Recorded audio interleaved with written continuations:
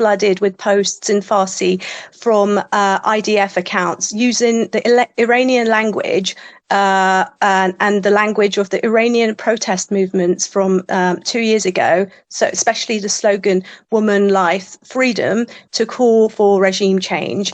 But those slogans are never meant to justify bombs. They were meant to justify the suffering of civilians, Iranian women, and those who shouted them wanted dignity and justice, not war. So, so amid all this, what I've seen from Iranians, both inside the country and the diaspora, is remarkable unity. This isn't political unity. There are still very real debates about Iran's future, its leadership, its systems.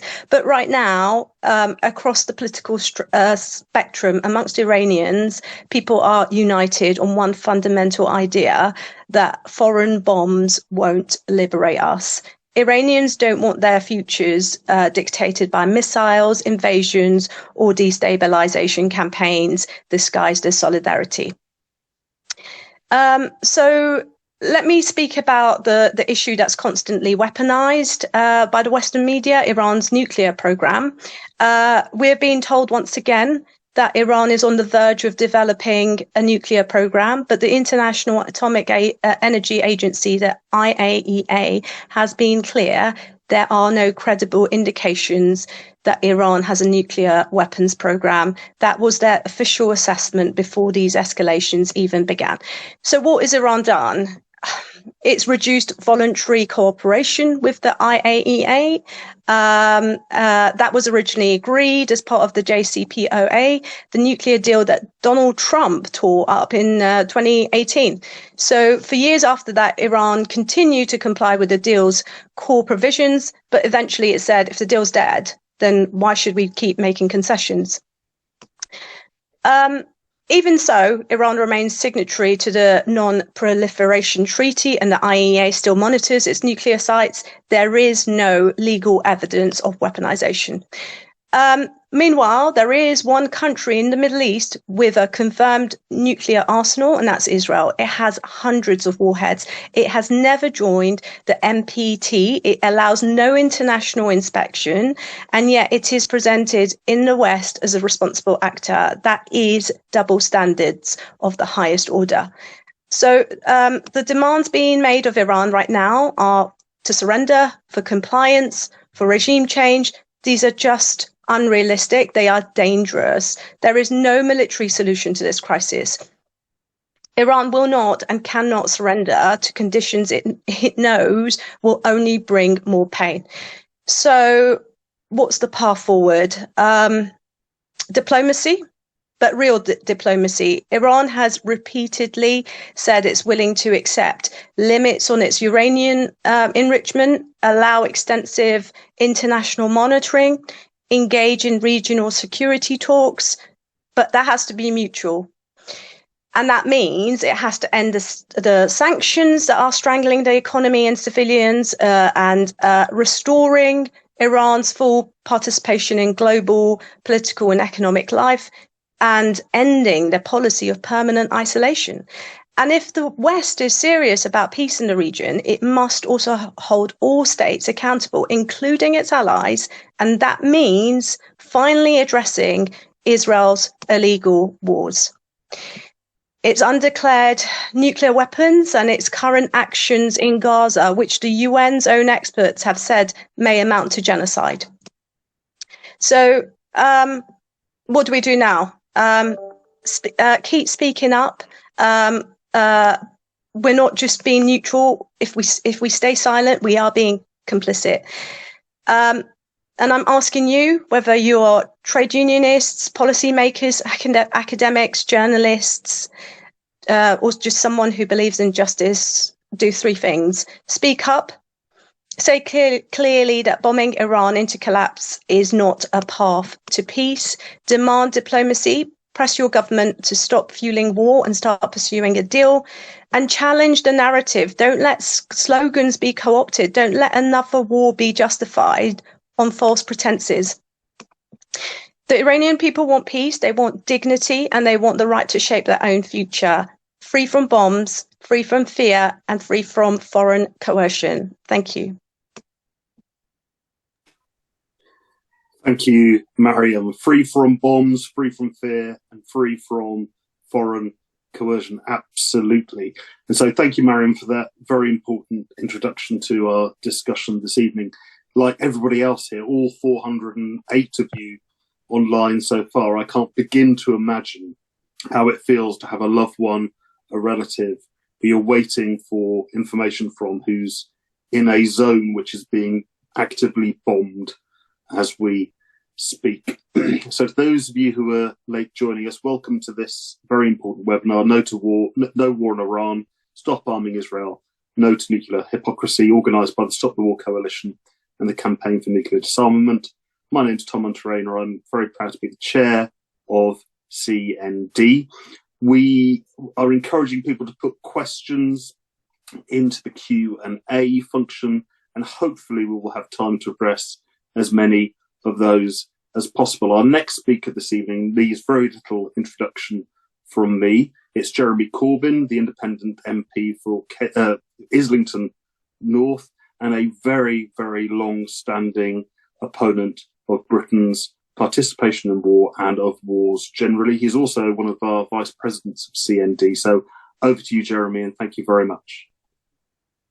Thanks, Tom, and thank you for organising this event, to CND, Stop the War, and all others are involved. And thanks to the almost 500 people that are on the call. And whilst Zoom meetings are not my favourite pastime by any manner of means, it does mean we can get 500 people together very quickly without any great cost. And organising a rally of 500 people is a much bigger undertaking. So thank you all for being here.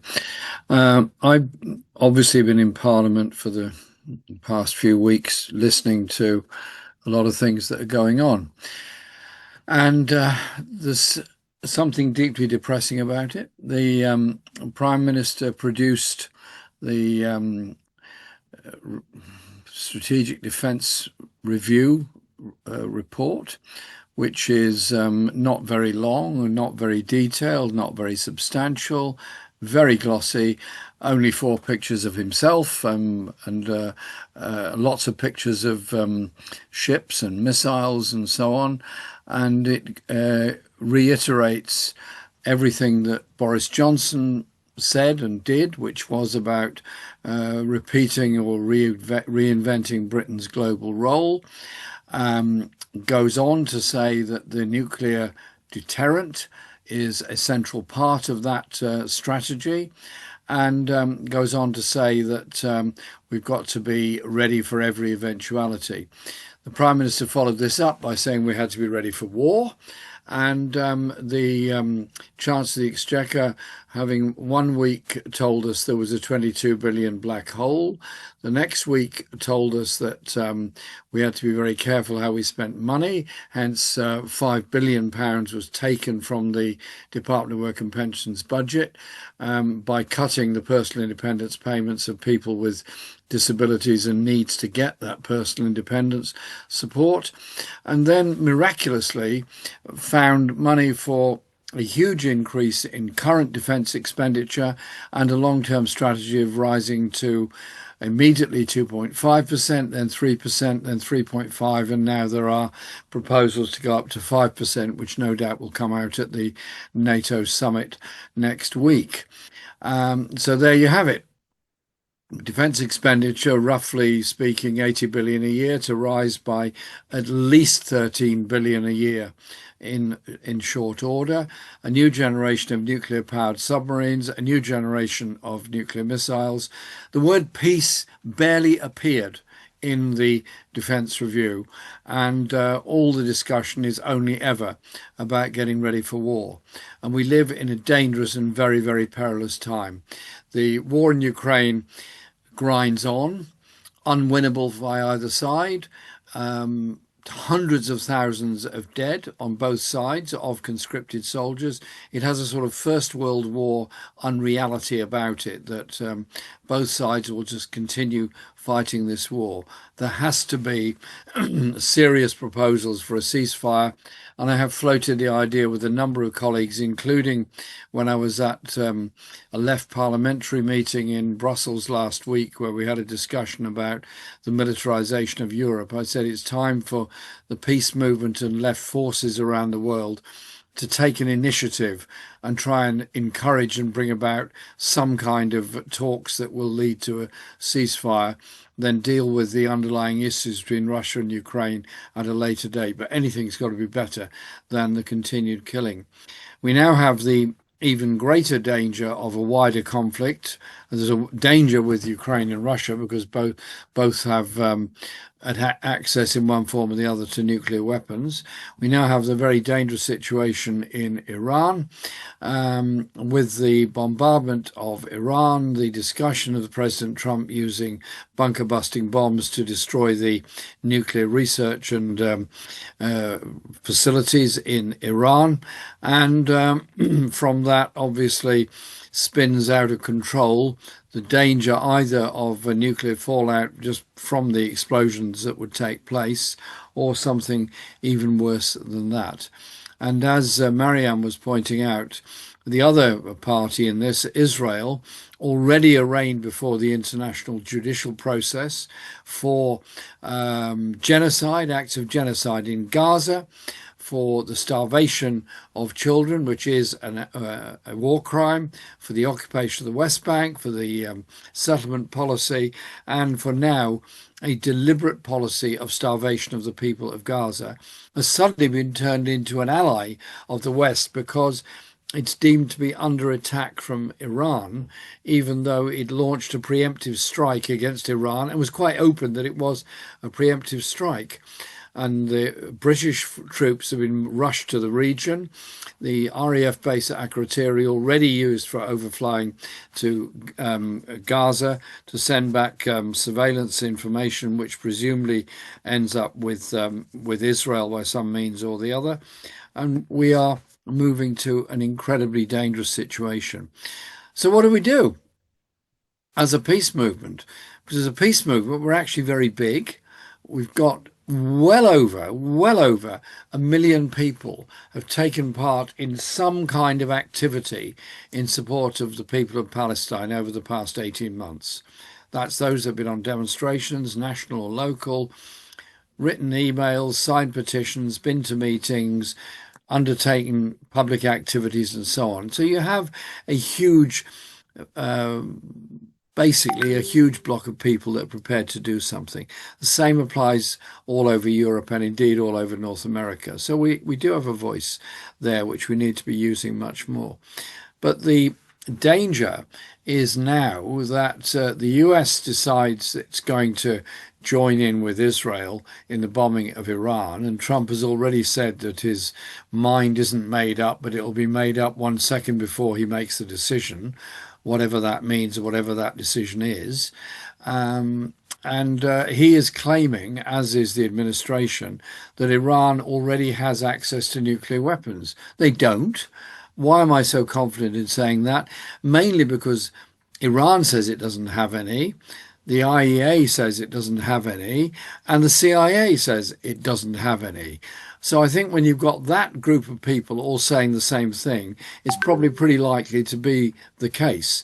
And so there will be a war against Iran, very like the war against Iraq, on the basis that Iraq held weapons of mass destruction, which simply did not exist. They were a figment of somebody's imagination, and we were driven into a war which cost billions of pounds and dollars and thousands, if not millions of lives one way or the other as a result of it, and unleashed all the instability that's followed. So how do we make our voices heard? We can recognise there are differences in the political support base of Trump between what Tucker Carlson says, what Elon Musk says, and what various other right-wing forces in the USA say. They're clearly not agreed. Some of them are on a sort of American isolationist strategy. Others are saying we've got to bomb Iran because They believe it is a threat to Israel. And so we can't rely on that division in order to bring about a ceasefire and bring about an end to this conflict. So we have to mobilize much more on a global basis. Now, a number of things have happened. I'm part of Progressive International, which set up the Hague Group of countries, which has agreed that they will work together on the Hague Declaration, the one that we did in the Hague, which is in support of the decisions made at the ICC and the ICJ on the basis of the illegality of Israel's activity and the illegality of arms trade and arms supplies to Israel. And that group is getting stronger and more active and more effective, and that is an important, if at the moment fairly small, but an important block in the UN which we can work with and develop. And I'm very much part of that. I'm in the cabinet group of Progressive International. The other thing that we've done in Britain is the start of an inquiry process as per Chilcot, but hopefully with more teeth, into an examination of British foreign policy, arms sales and trade with Israel during this last 18-month period, but obviously over a longer period as well.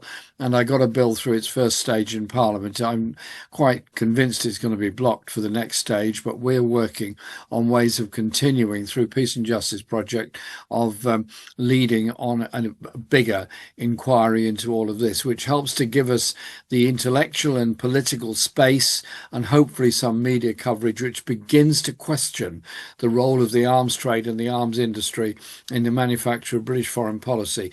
Many on this call, I can see Lindsay, I can see Paul and others, contributed to our book, The Monstrous Anger of the Guns, based on the Wilfred Owen poem Anthem for a Doomed Youth.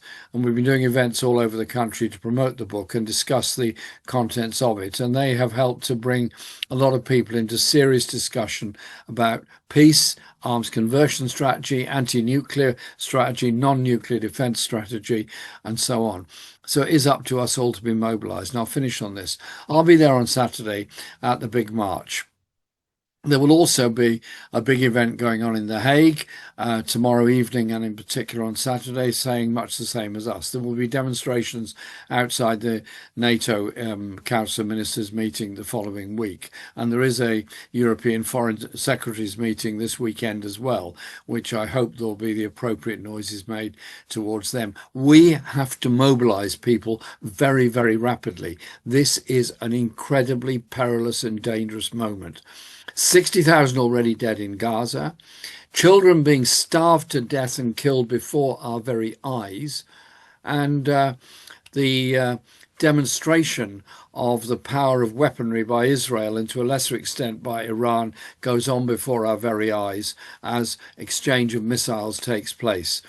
This, unless stopped, can only go one way. That is worse, into a hot war. That will drag in other forces. It will certainly drag the US into it, and I suspect Keir Starmer and others are contemplating Britain being dragged into this war as well. We've been here before. We've seen what happens when you destroy a society, as in Afghanistan, as in Iraq, as in Libya. The consequences go on for a very long time. I was in Iran in 2014 on a parliamentary delegation. It was a very strange experience because I was on a delegation that included Jack Straw and Lord Lamont and Ben Wallace. I was the peace person on the delegation. And we had a lot of discussions. I raised human rights issues all the time. Whilst I support Iran, it doesn't mean I'm not very well aware of the human rights position and the attacks on working class communities and working class organisations in Iran. But that's not a reason to go to war against Iran. I then raised the whole issue, as we all did, about the potential of a nuclear deal, which eventually happened. And Iran was quite clear. They said, if we can get a deal and the lifting of sanctions, we will engage on all the other issues that you have raised with us. What we cannot do is accept the idea that we will be strangled by sanctions, that will be threatened by nuclear war, and will be told we're not allowed to develop even nuclear power stations. Now, don't get me wrong, I don't think anybody should have nuclear weapons. I've been a member of CND all my life and intend to remain a member of CND. But let's do everything we can to stop the wars in Ukraine, in Gaza, in the West Bank, and the even greater danger now, which is what is happening in Iran. Together we're very strong. Together we can be very loud. Let's make sure we stay together, become even stronger and even louder. Thank you very much, Tom. Thank you, Jeremy. And just to reiterate the key point in all of that Jeremy said, that it is time again for the peace movement to take the initiative and to raise again the point that Jeremy made about the parallels between what is happening now and the drumbeats of war, the lies, the manipulation, and everything else that we saw more than 20 years ago. Now, more than 20 years ago, I was young and ignorant. I'm not so young anymore, but it was very, very clear that the drive to war and the drumbeats of war were very, very dangerous indeed. If you're not already a member of CND or Stop the War, if you're not already involved in a peace organisation, get involved, get active, get engaged, because we need to rebuild the scale of the peace and anti-war movement that we saw those 2 decades ago now, because the situation is that serious. Our next speaker this evening is Sophie Bolt, who's the General Secretary of the Campaign for Nuclear Disarmament. Over to you, Sophie. Thanks very much, Tom. And, it's an absolute pleasure to be following Mariam. Such a powerful, contribution. Just really sort of humanises how, horrific the situation already is for people in Iran, or who have loved ones in Iran, but also to follow Jeremy, with his sort of lifetime of like tireless campaigning for nuclear disarmament, and I just feel that this situation just exposes how important that is.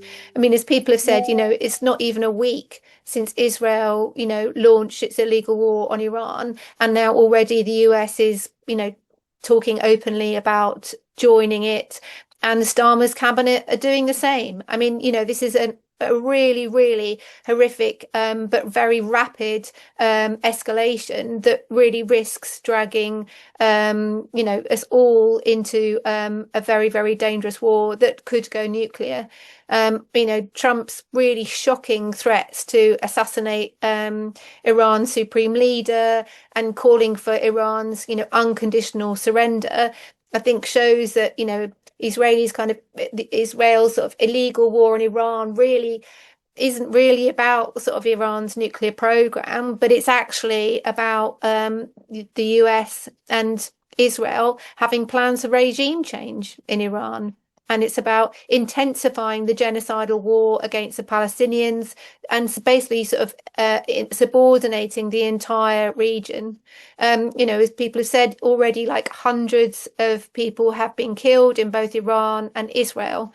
The International Atomic Energy Agency has condemned Israel's bombing of Iran's nuclear facilities and reported that the military attacks on Natanz nuclear plant have caused localized radioactivity leaks. I mean, how horrifying is that? At the moment, it appears that they are internal to the facility, but we don't know how long that's the case. And the Director General, Rafael Grossi, has said that military escalation increases the chance of a radiological release with serious consequences for people and the environment. And despite this, it's being widely circulated in the media that Israel wants the US to use £30,000 bunker buster bombs to destroy the underground Fordo nuclear facility. Such an attack could also release, radiation into the atmosphere on a very large scale. Israel argues, and it's backed by the US and the full G7, that it has a right to defend itself, that Iran's nuclear program represents a direct threat to it. Yet, as we've heard, the assessment of the IAEA and US intelligence is that Iran is not developing nuclear weapons. And in fact, Israel's actions is far more likely to push Iran towards developing them. In response to the escalation, we've seen Iran's parliament is preparing legislation to withdraw from the Nuclear Non-Proliferation Treaty. And the NPT sets out a framework whereby nuclear weapons states agree to take steps to disarm their nuclear weapons, whilst non-nuclear weapons states can develop civilian nuclear power, but must not, develop nuclear weapons. Now, Iran's president has insisted Iran does not intend to develop nuclear weapons, and reports indicate that Iran is, very keen to reconvene talks with the US, provided there is a ceasefire.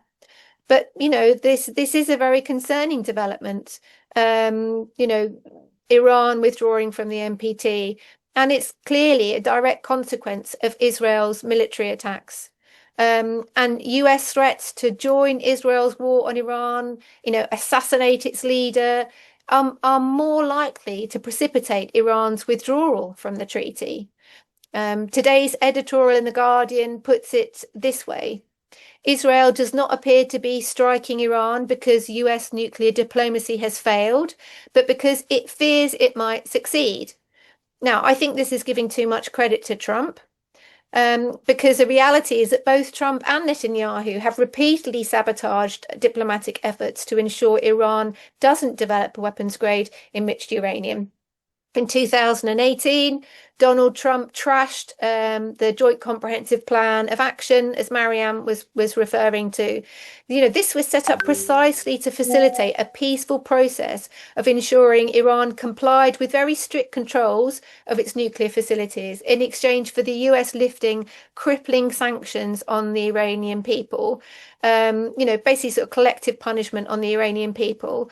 And whilst Iran met all of the JCPOA terms, restricting its uranium enrichment, reducing its stockpiles, and cooperating with wide-ranging inspections, Trump reneged on the deal, refused to lift the sanctions, and instead he intensified them. And what about Israel?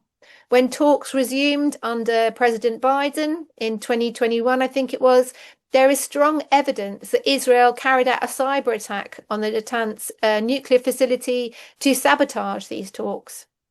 And of course, this is all about, total nuclear hypocrisy, isn't it?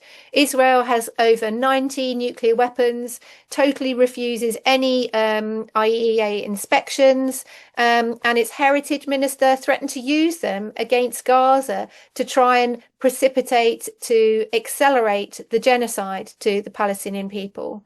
Yet there's no public statements from the G7 for Israel to disarm. Instead, the US is a key military and financial backer, and Britain, historically assisted Israel's nuclear program, and today grants export licenses for its submarines, which are believed to house nuclear weapons.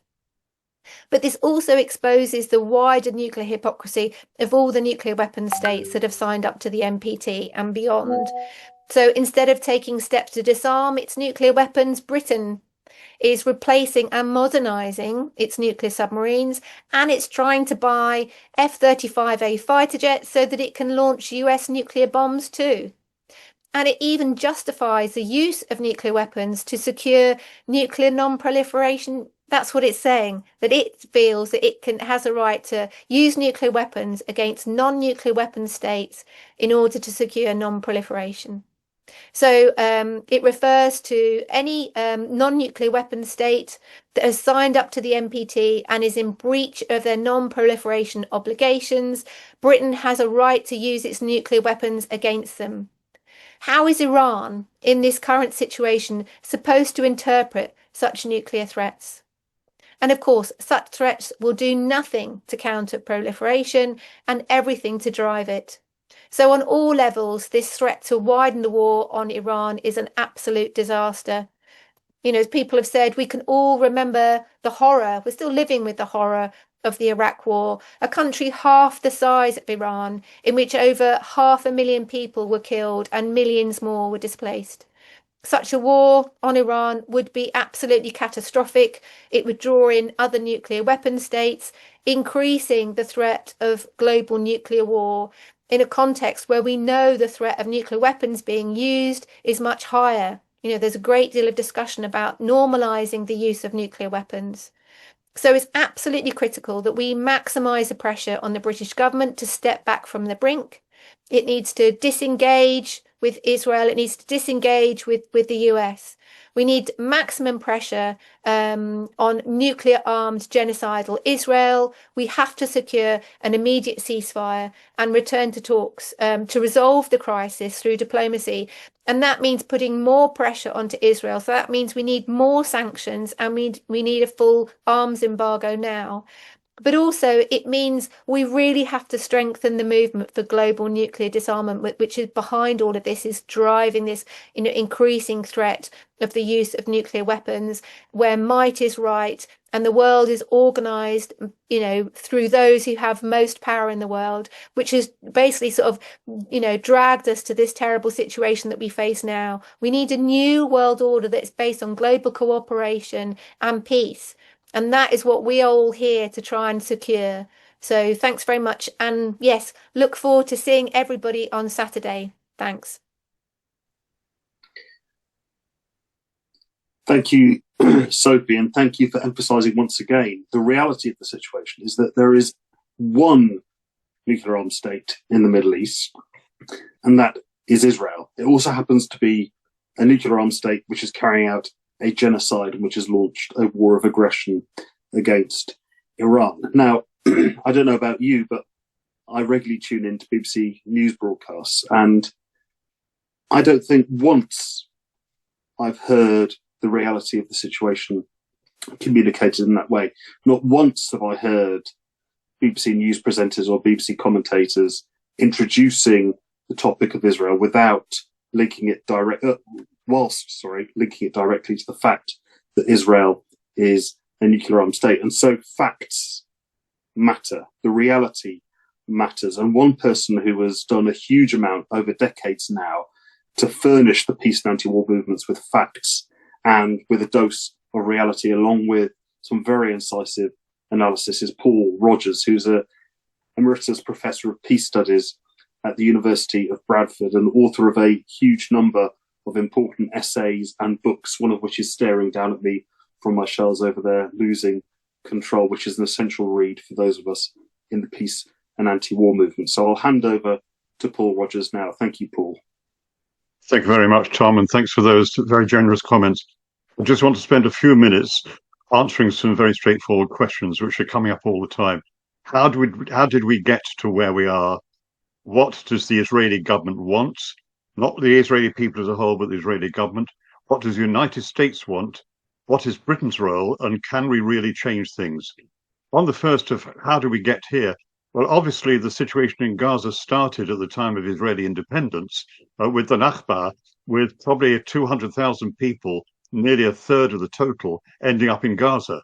It was under the control of the Egyptians till 1967, and then the Israelis after that.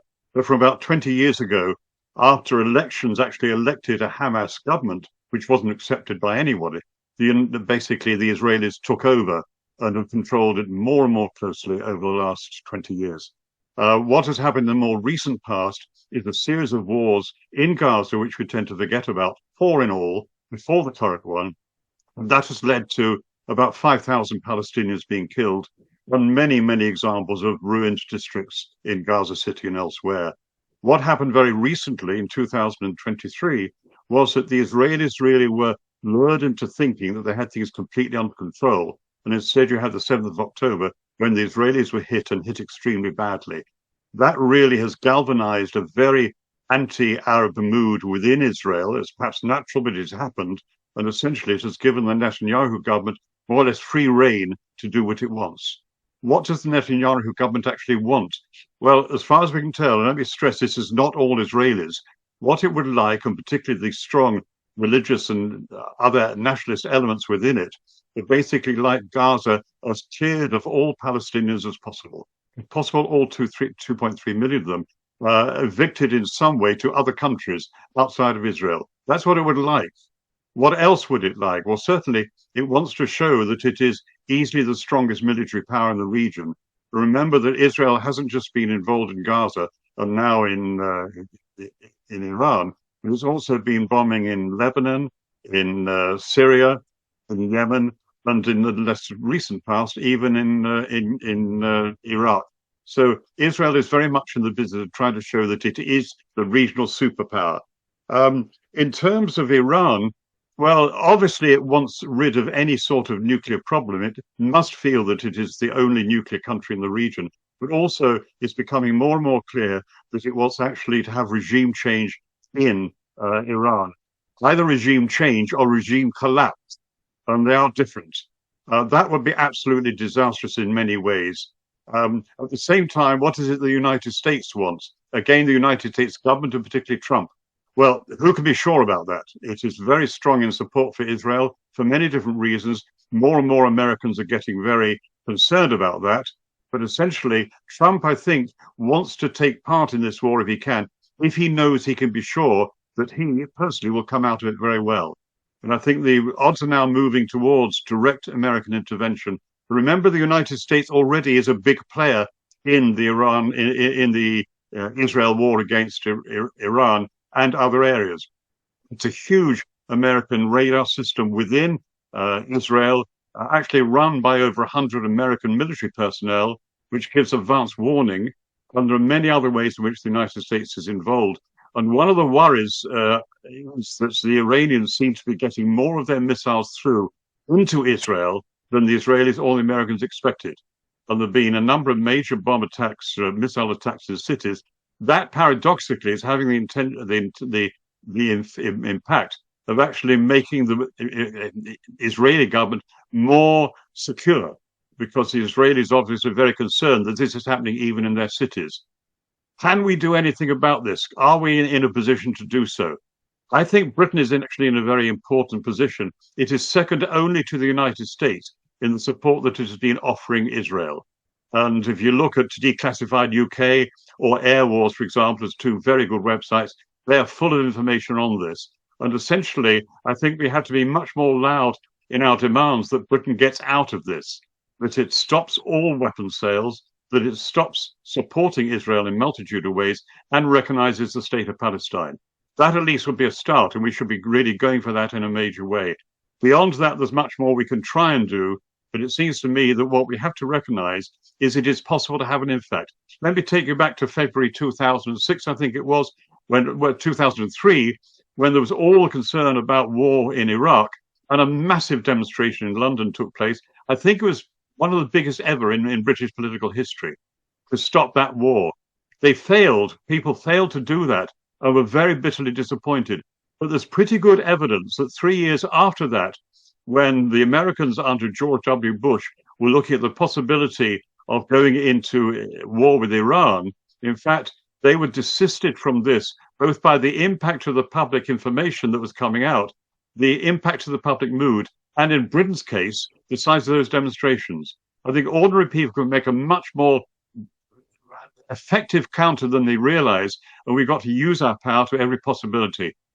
Two other things. Don't forget the very good websites, the CND one on the new security policy, the Alternative Defence Review, and also always remember rethinkingsecurity.org, which is saying very different things from very different perspectives and well worth reading. Thanks very much for listening.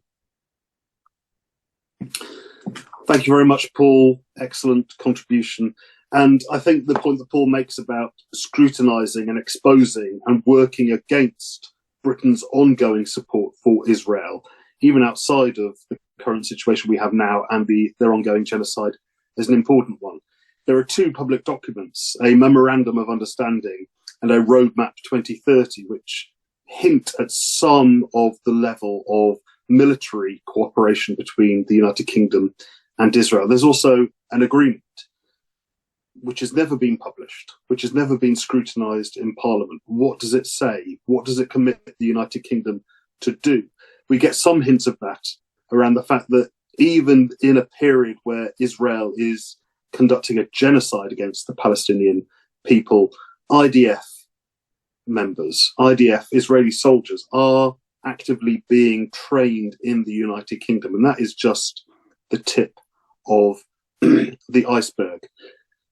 Paul mentioned the 2003 demonstration against the war in Iraq, and our next speaker was central to ensuring that that demonstration took place and was central to building the mass anti-war movement we saw against the war in Iraq. So it's my pleasure to hand over now to Lindsay German, the convener of the Stop the War Coalition. Thank you, Lindsay. Thanks very much, Tom, and it's a great pleasure to be here and to hear all the previous speakers. What I want to add, really, I suppose, is partly the point that Paul made about the importance of demonstrating, and I don't think we should ever underestimate the importance of demonstrating. They always try to say, doesn't make a difference, it's not important. And sometimes people feel that themselves, but we should be aware the governments and the politicians and the military keep a very, very close eye on what we're doing. And it's one reason we have to step up our campaigning now, as we have done over Gaza, but also over this attack on Iran as well. And I find it an absolutely astonishing way in which it is now being presented. It's almost sort of, when you listen to reports on the radio and television, it's almost in a completely blasé way that, well, we may be bombing a nuclear installation.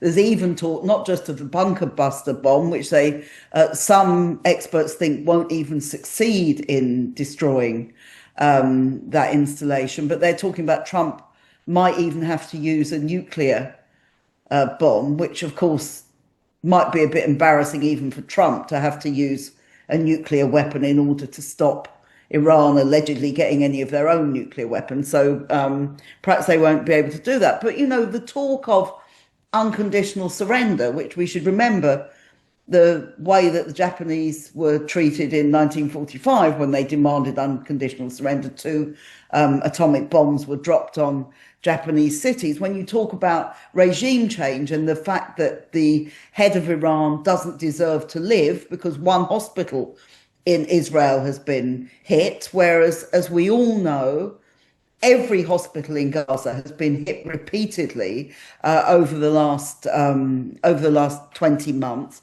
And to me, the most disturbing thing is this idea that Israel has the right to defend itself. And this was the statement that the European powers and the G7 have both put themselves firmly in the Israeli camp and said that this is self-defense by Israel. Now, there is no way, Sophie and other people have talked about what actually is happening with the development or otherwise of a bomb in Iran, but there is absolutely no way that you can justify a strike or a series of strikes on the country, including assassinations of key nuclear scientists and assassinations of political figures and generals and so on. There is no way you can justify a strike on a country nearly 1,000 miles away as in some way self-defense, and especially not when we've seen what Netanyahu has been doing to the Palestinian people for the last 20 months. And I think one of the things we need to be aware of, Netanyahu would not now be doing this, and Trump would not now be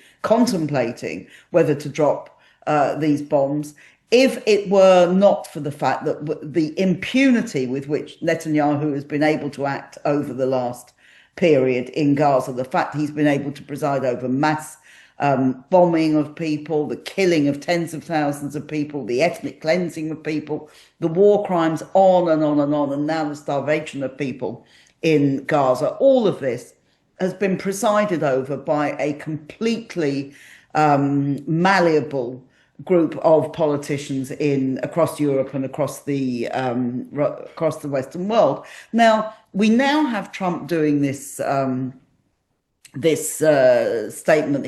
He hasn't made up his mind, but he's kind of thinking about it. And we're supposed to have to spend the next few days sitting on in fear, waiting for this to happen. Now, if you remember when Trump was inaugurated earlier this year, he said that he wanted to be the person who ended war rather than started wars. And actually, it's quite interesting that already there is widespread opposition among his own supporters to what he is doing or what he's planning to do over Iraq. Even people like Steve Bannon are very, very reluctant because they understand in a way that maybe Trump doesn't fully understand, that actually not only if there is this attack on Iran and the attempt at regime change, which, by the way, I suspect won't succeed at least initially, that not only will we have a forever war, the wars that the Americans didn't want to have to continue, but it will be on a worse scale than the forever wars that they've had to deal with in Afghanistan, in Iraq, Libya, Syria, and all the others that we've been talking about. And you have a situation where the Foreign Secretary of this country, David Lammy, very, very close to Keir Starmer, said about Trump only a few years ago that he's a neo-Nazi sympathising sociopath. Now, Lammy's tried to dismiss this since Trump has again become president by saying, oh, that's just old news. Well, if that's old news, what is the new news? Is the new news that we are allowing this neo-Nazi sympathising sociopath to actually start another major war? And when we talk about a major war, we're not just talking about the Middle East, we're talking about how this will link up with the conflict in Ukraine, how it will link up with what's going on in China and the militarization of the Pacific, which is going on all the time. And in a way, you have to ask yourself, what can possibly go wrong? Now, of course, everybody talks about this. Oh, there'll just be one strike and that will be okay. That will get rid of the attempt to develop nuclear power. But actually, most experts are saying that they think it wouldn't solve that problem, even if we thought that was the right way to go with it, but that the Iranians will still continue to try to develop a nuclear bomb, and in a way that wouldn't be so surprising. And in that situation, what else can happen? Well, I would suggest if they severely wound the Iranian government, or indeed manage to replace it, you'll see a much bigger increase in terrorism. You'll see dirty bombs. You'll see all sorts of things which are much more like asymmetrical warfare than the kind of conventional warfare between states. And I can't really believe, after all this time, people have referred to the Iraq war and everything else, I can't really believe we're here again. People who say we're going to go to war because we want to give women some democracy and rights. We're standing up for women's rights. Well, none of these wars have done anything to help women's rights, and exactly the opposite. They talk about regime change, just as they talked about it with Saddam Hussein, with Gaddafi, with all these different people. None of them have succeeded in the slightest, and every country in which they've intervened has been worse off as a result of it. And of course, they're coming out with, as they came out with weapons of mass destruction, now they're saying, yes, we know there's a nuclear weapon that we have, or there's going to be one developed. Whereas, as has already been said, Israel is the only country in the Middle East that has nuclear weapons and will not allow any inspections or anything else to go on. So these are all, I think, huge questions for us, and we have to oppose this war with every single fibre of our bodies, because we're in the most dangerous time that we've been, I think, for decades in this country. And although I think the British government and Starmer are obviously frightened of what Trump is doing and don't really want to get involved, the truth is Britain is complicit in all these things. And Britain has bases in the Middle East, has the naval base in Bahrain, it has military personnel in Oman and in Saudi Arabia, and all of these things can very, very quickly escalate into a big war. So I think, just to reiterate what people are saying, that we need to stop arming Israel, which is the rogue state of the Middle East, which is acting in this manner all the time and is doing so completely off the leash, that nobody is able or is even trying to restrain Netanyahu. We have to keep on the streets and keep organising. We have to go much, much deeper into the trade unions. As I understand it, I don't know what the result has been, but the Unison conference today, certainly they were discussing a statement opposing any intervention in Iran, which I think is very, very important. I think we need to do all these things.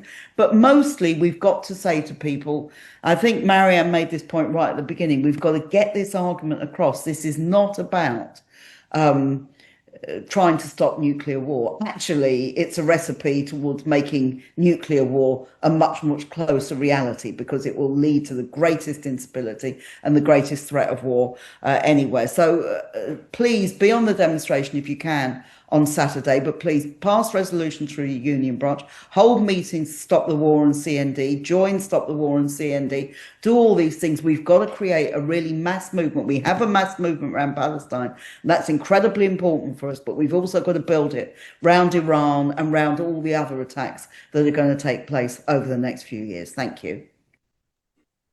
Thank you, Lindsay. And I want to reiterate the point that she made, and that's that we need to oppose this war and this war drive with every single fibre of our bodies. Now, Lindsay mentioned some of the developments in the trade unions, and it's a fact that the role of trade unions in the peace and anti-war movement is of incredible importance. If we just consider some of the things that Jeremy mentioned earlier around the strategic defence review and alternative ideas about production, CND was part of something called the Alternative Defence Review, which is available on our website, which is a counter position to the one being put by our government. And we're working towards getting this discussed and spread around the trade union movement itself. And we have another speaker from the unions here this evening, Sean Vernell, who's an activist and a member, and I think, if I'm correct, an executive member of the University and Colleges Union.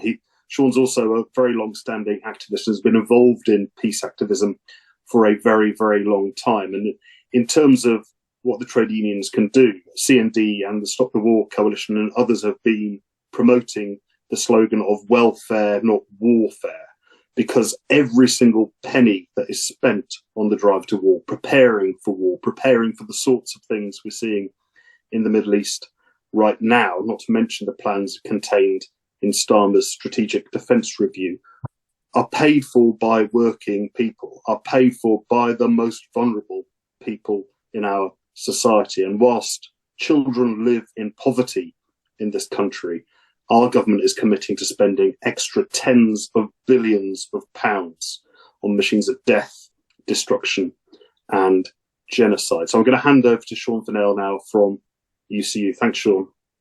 Thanks, Tom. Thanks for that introduction, and thanks everybody else for the excellent contributions. And I want to reinforce the urgency about the situation and the need to mobilise as quickly and as effectively. And I particularly want to focus my contribution around the debates and arguments inside the trade union movement. But before I do so, because I might not have the opportunity, can I send my solidarity to Jose, who's going to be speaking next, I believe, from Italy, who I understand there'll be some sort of strikes across Italy on Saturday. They've been an absolute inspiration, and I'd like to send a total solidarity from UCU to that union, and I hope we're not quite there yet, unfortunately, to creating that kind of activity, but I hope what we can do is start to get moved towards that kind of necessary action, the power that we could unleash as trade unions to defend and to carry through an argument, as Tom just said, about why we need welfare and not warfare. It was 9 months ago that the TEC met and UCU, seconded by the RMT, put a emergency motion to the Congress, which was last September, which argued for to stop the escalation of war within the Middle East. It called upon the TUC to back the workplace days of action. There have been 9 so far. I thought there have been 8 so far, which CND, Stop the War, and other organisations have backed. That motion was carried unanimously. On the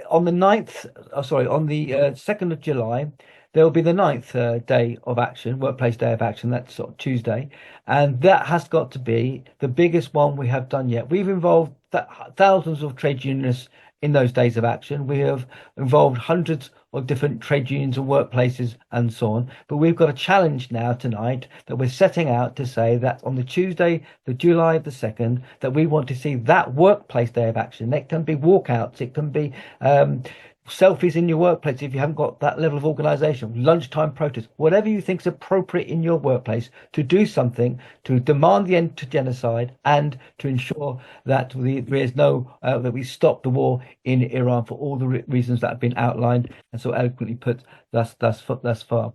And I want to, let me just focus a little bit now at what kinds of arguments perhaps we will need to conduct, because I think clearly Starmer's war drive, as Jeremy and others have pointed out, is very much increasing. There's an article, by Paul Mason, once left-wing journalist, now sycophant for Starmer and his government, and it's an attack on a conference which others in this call were a part of. We demand change conference, and he really launched into attack. He didn't like our arguments about welfare and warfare, and he put an argument very strongly that we need more arms spending so that we can create a situation where we can then create wealth tax on those arms industries, and that can then be funneled back into the economy. He went further. He's argued that and really referenced the historical of the 1950s, where there essentially was a permanent arms economy brought about, where we had 20 years of growing increased living standards, but spending a lot more on weapons of mass destruction. And he said, well, look, this is the sort of thing we could done. We've done it before. We could do it again. Now,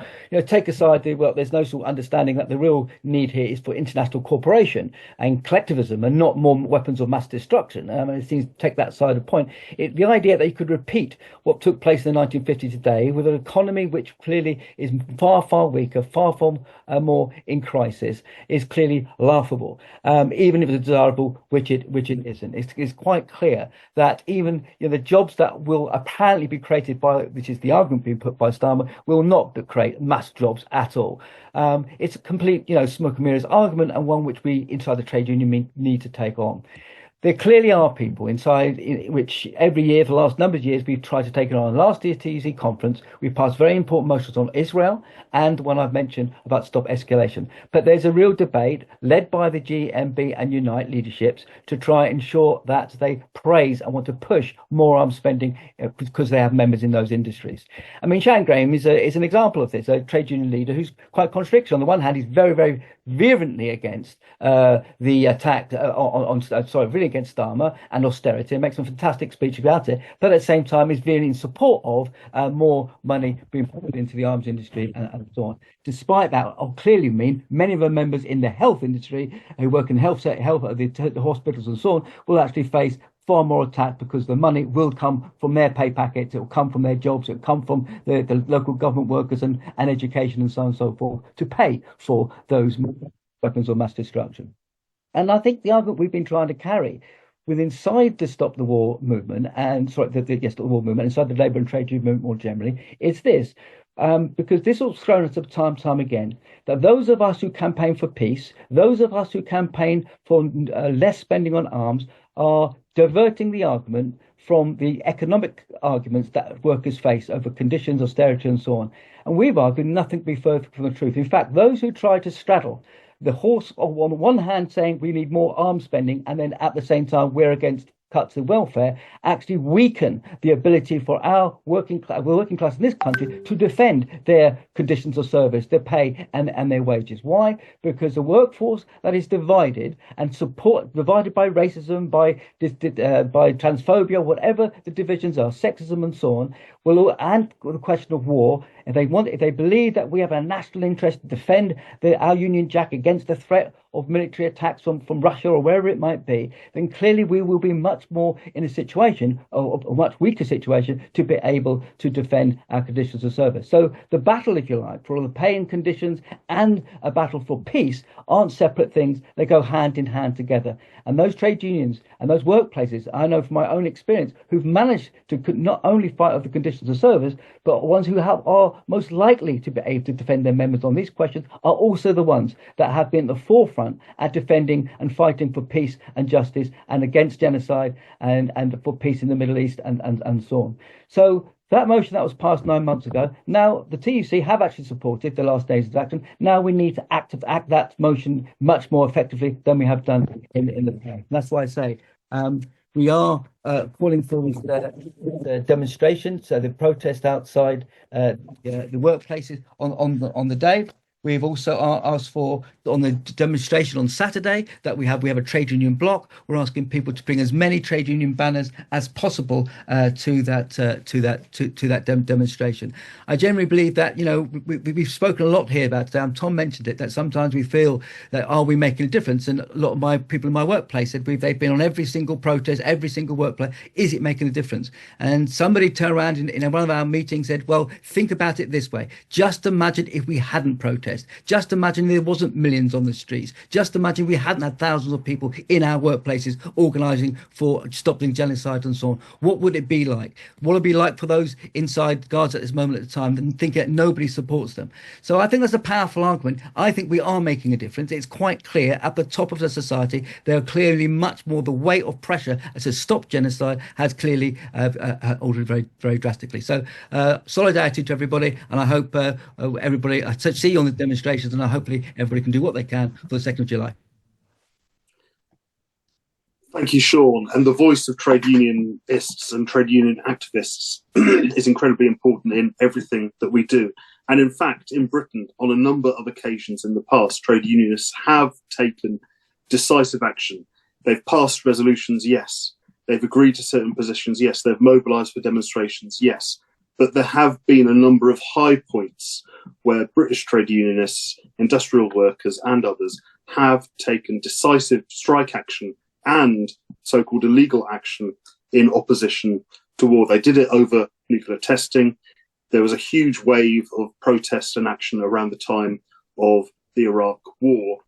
And we need to gear ourselves up to doing similar or making similar things like that happen again. But there are parts of the world not so far away where workers are already taking matters into their own hands when they're faced with huge international issues, when they're faced with the prospect of supplying arms to genocidal states and so on and so forth. And so we are honoured, really, to have Jose Nevoy, a trade unionist and dock worker who works in the docks at Genoa, who earlier this month refused to handle arms bound for Israel. And it's that sort of action, that level of activity, that level of commitment to humanity as a whole that we need to generalise and see replicated across the board. Jose will speak through a translator, Fiorella, but we're very honoured to have you here, and thank you very much, Jose.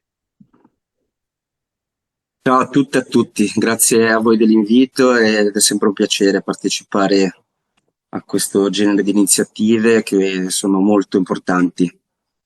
Thank you, everyone. It's always a pleasure to be part of this sort of initiatives that are very important this time in historical times, and thank you for the invite. Sono un dirigente sindacale dell'Unione Sindacale di Base, faccio parte del collettivo autonomo lavoratori portuali che è nato nel 2011 proprio per cercare di intervenire anche politicamente all'interno dei luoghi di lavoro. I am a union leader with the USB and a member of the Autonomous Collective of Dock Workers in Genova, which was founded in 2011 to bring these political issues also in the place of work. Siamo conosciuti per organizzare, diciamo, blocchi contro l'invio di materiale bellico dal porto di Genova con queste navi che possiamo definire navi dalle morte dal 2019. We have organized blockades of military cargo in the port of Genova with what we call ships of death since 2019.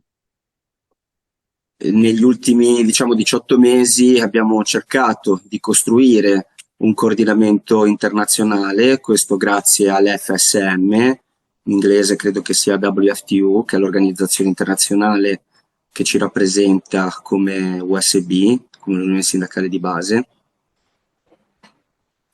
Over the past year and a half, we've built a strong network of international cooperation, particularly through the FSM, which is a federation that brings together dock workers, port workers, unions in various countries. Costruendo appunto un coordinamento internazionale composto da paesi come la Francia, la Grecia, il Marocco, il Cipro, la Turchia, la Svezia e ovviamente noi italiani. We have been able to build an international coordination between countries such as France, Greece, Morocco, Cyprus, Turkey, Sweden and obviously Italy. Abbiamo anche altri contatti, diciamo, di dialogo con altri porti in Sudafrica, in Venezuela e negli Stati Uniti d'America, oltre ad altre aree, diciamo, fuori dai confini del Mediterraneo.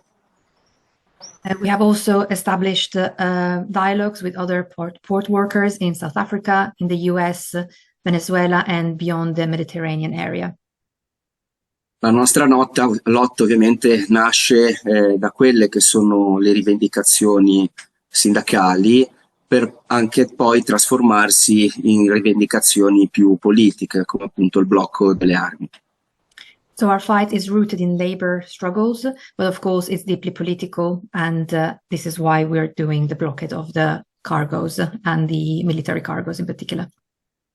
Questo perché subiamo degli attacchi al mondo del lavoro fatti appunto a contratti sempre più precari, a stipendi sempre più bassi e contemporaneamente diciamo che mentre esportiamo questi armamenti ci ritornano sui posti di lavoro o nella vita quotidiana sotto forma di inflazione, aumento del costo della vita e impoverimento generale, perché ovviamente siamo dei lavoratori ma anche dei cittadini.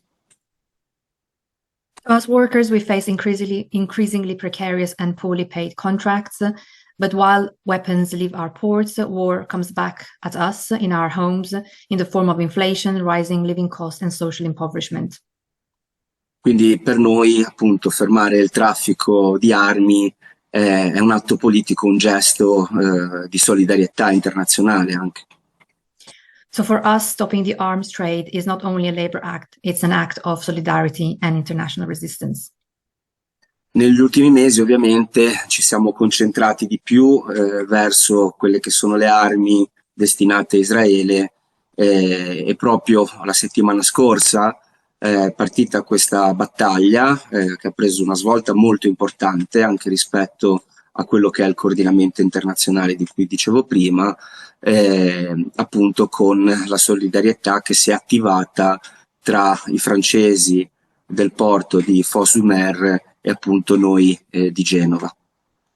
In recent months, we've been especially focused on blocking arms shipments to Israel. Just last week, this fight took a powerful turn through solidarity between dock workers in Marseille and Geneva, highlighting the international coordination and solidarity I was talking earlier. The Marseille dock workers of Fos-sur-Mer refused to load a container belonging. Sorry, you continue.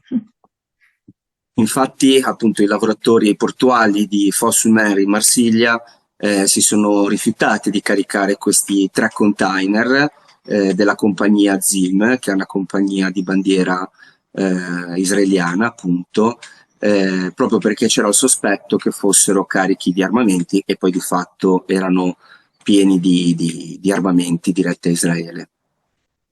So our colleagues, dock workers in Marseille at the port of Fos-sur-Mer refused to load a container belonging to ZIM, an Israeli shipping line, which was believed to be carrying weapons, which indeed they did have weapons on those cargoes. Ovviamente yeah, they had weapons and arms. E hanno avvisato anche a noi da Genova, i portuali appunto francesi, perché appunto dopo Marsiglia faceva tratta su Genova. Quando abbiamo ricevuto la comunicazione ci siamo subito attivati per creare appunto un blocco anche noi a Genova. So they alerted us in Genova and asked us to monitor the container and ensure it remained empty. And so we organized ourselves to make sure that this was not going to happen, fearing it could be reloaded with arms via land transport before reaching our port. Così appunto ci siamo organizzati, preparati per bloccare sia la nave nel caso i francesi non fossero riusciti a bloccare i container, sia l'accesso al porto, proprio perché avevamo anche paura che potessero spedirli su Genova via camion e poi imbarcarli da Genova. So we got organized and we prepared to either block the ship directly on the port of Genova or to block truck access on the port, because we were fearing that the arms could arrive to Genova via land through buses, through other means. Alla fine di fatto i container non sono mai arrivati a Genova, proprio né via terra né via mare, perché appunto i portuali marsigliesi sono riusciti a isolarli lì. Comunque noi abbiamo mantenuto la mobilitazione con appunto la presenza nostra ai varchi e anche all'interno del porto. So the weapons, the armaments didn't manage to get to the port. Our colleagues in Marseille were successful at stopping them, but we kept the mobilization and we kept our presence on the ground to make sure that we were making our presence seen and our voice heard.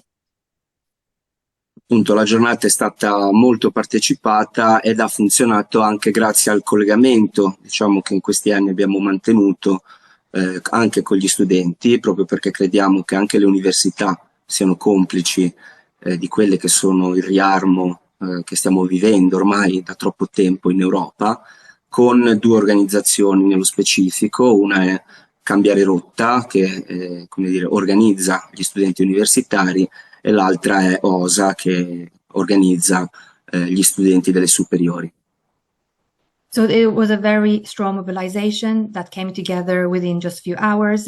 Of course, our group, the dock workers, was the core of that mobilization, but it was joined by student movements because we believe that also universities are part of fueling war, and also with high school movements such as OSA.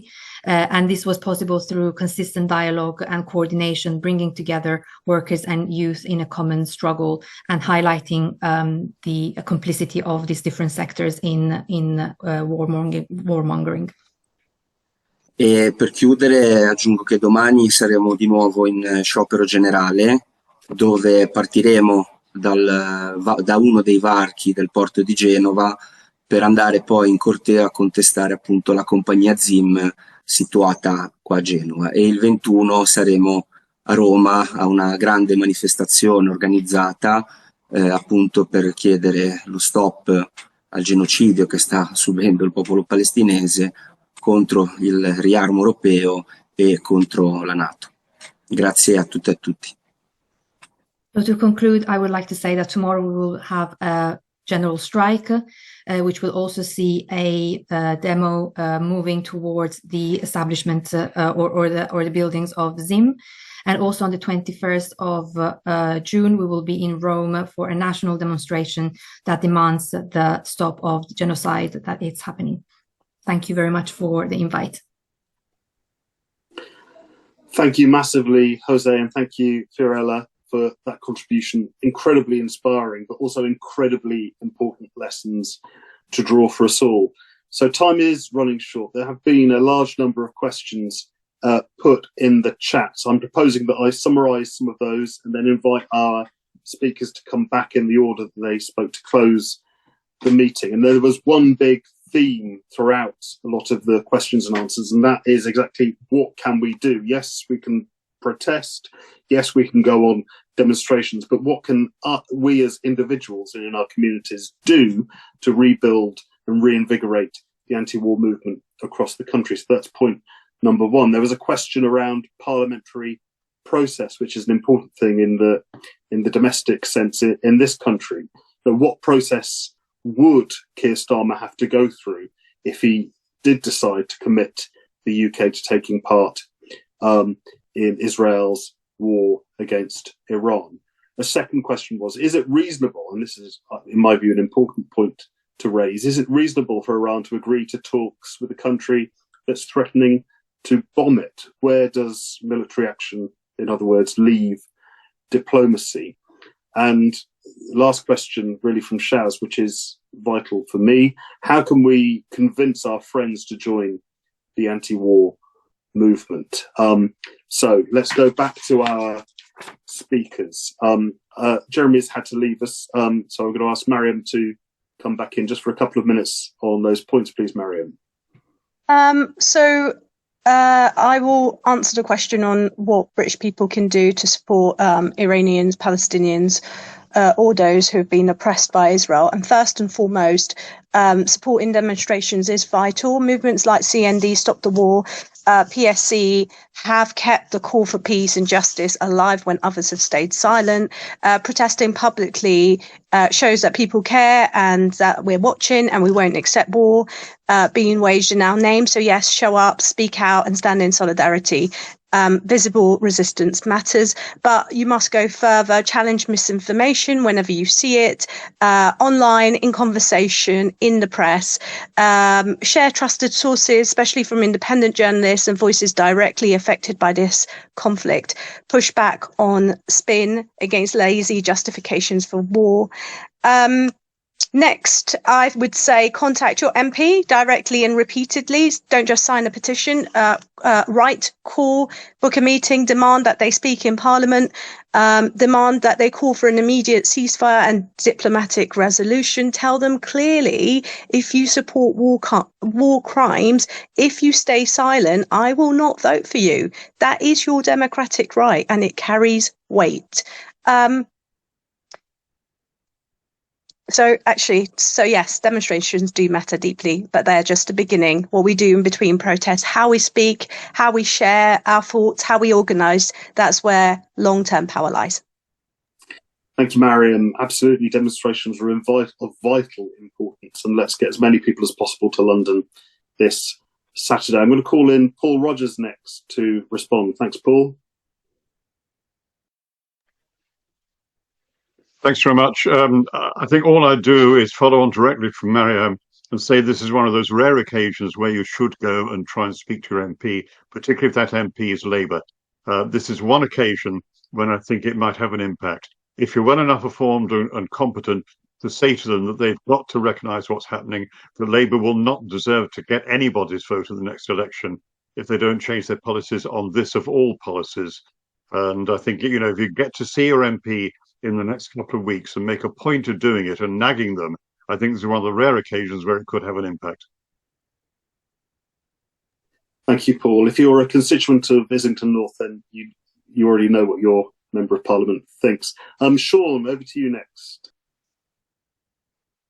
Thanks, Tom.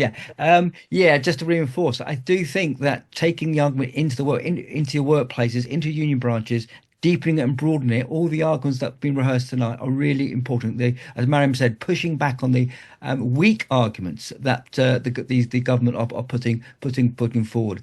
I'd just like to say as well, which will help this perhaps, and I forgot to mention it, UCU passed a motion at our conference to go to TUC again this year, calling for a cut in arms spending.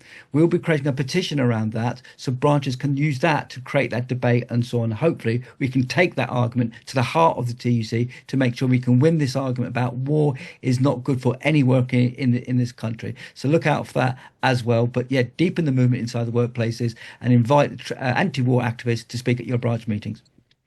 Absolutely. Thank you, Sean. Lindsay. Yeah, I guess we're all going to be saying very similar things. But I would just say about the demonstrations, because I think people see the demonstrations as a kind of one-off and then people go home. And obviously that's true in terms of what they're like. But I see them very much as a means of galvanizing people locally to do more things. So if you go there as a kind of member of the community, or if you're from a mosque, or if you're from a trade union, you then take the arguments back. Maybe you take badges and leaflets and things back. Maybe you organise a local event, and that has a kind of snowballing effect. And I think we've got to try and really see the demonstrations as a much more sort of fluid thing, not just, on one day we all go together. That's important. But as everybody has said, and as Jose has said because in Italy there's been some very big demonstrations lately, that demonstration on Saturday will have a huge impact. Now then, can it link up to industrial action? Can it link up to trade union action is the crucial question. So just to really agree with people, and just one final point, because Paul said about the Labour MPs being, and I don't want to talk about the process that Starmer has to go through in terms of Parliament, A, because I'm not an expert on it, and B, because really, you'd think there would be some discussion in Parliament over this major threat of World War III.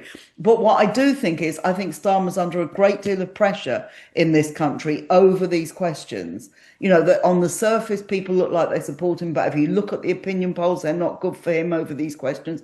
If you look at the United States, majority don't want Trump to attack Iran. So, you know, we do need to think about how we use our direct action and our politics to actually put pressure on these MPs. So, and the Trade Union Day of Action is very important. So thanks very much, everybody. It's been a great evening and discussion.